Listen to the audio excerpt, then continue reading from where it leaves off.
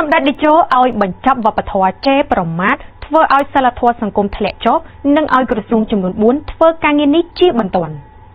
នៅថ្ងៃទី14ខែសីហាឆ្នាំ2026នេះសម្ដេចតេជោប្រធានព្រឹទ្ធសភាបានថ្លែងជាសាធារណៈបញ្ជាឲ្យក្រសួងចំនួន4ធ្វើការងាររួមគ្នាជាបន្ទាន់ដើម្បីបញ្ចប់វប្បធម៌ចេប្រមាថធ្វើឲ្យសិលធម៌សង្គមធ្លាក់ចុះយ៉ាងខ្លាំងការថ្លែងយ៉ាងដូចនេះនៅក្នុងកិច្ចប្រជុំជាមួយនឹងប្រតិភូក្រុមប្រឹក្សាជាតិកម្ពុជាដើម្បីស្ត្រីនៅវិមានសាមគ្គីភាពនៃព្រឹទ្ធសភាសម្ដេចបានសង្កេតឃើញថានិន្នាការជេរបញ្ចោលហែកហួររវាងអតីតប្តីប្រពន្ធនិងអ្នកលក់ដូរមួយចំនួននៅក្នុងបណ្ដាញសង្គមមានការកើនឡើងបានធ្វើឲ្យប៉ះពាល់យ៉ាងខ្លាំងទៅដល់សិលធម៌សង្គមករណីខ្លះគឺប៉ះពាល់ទៅដល់សណ្ដាប់ធ្នាប់សង្គមទាំងមូលដែលសមត្ថកិច្ចត្រូវតែអនុវត្តច្បាប់និងក៏ហៅមកអប់រំណែនាំជាបន្ទាន់ប្រសិនបើករណីខ្លះធ្ងន់ធ្ងរជាក់ស្ដែងដូចជាករណីស្ត្រីលក់ទូរស័ព្ទតាមអនឡាញប្រើពាក្យសម្ដីជេរប្រមាថយ៉ាងអាស្រួលមិនអាចទទួលយកបានឡើយត្រូវនាំខ្លួនមកសាកសួរអនុវត្តតាមច្បាប់ដោយគ្មានការលើកលែងនោះទេកុំថាឡើយជេរកងទ័ពសំបីតែជេរកម្មករសំណង់ឬបរិវត្តសាមញ្ញក៏មិនត្រូវបណ្ដេតបណ្ដោយឲ្យកើតមានទង្វើបែបនេះដែរ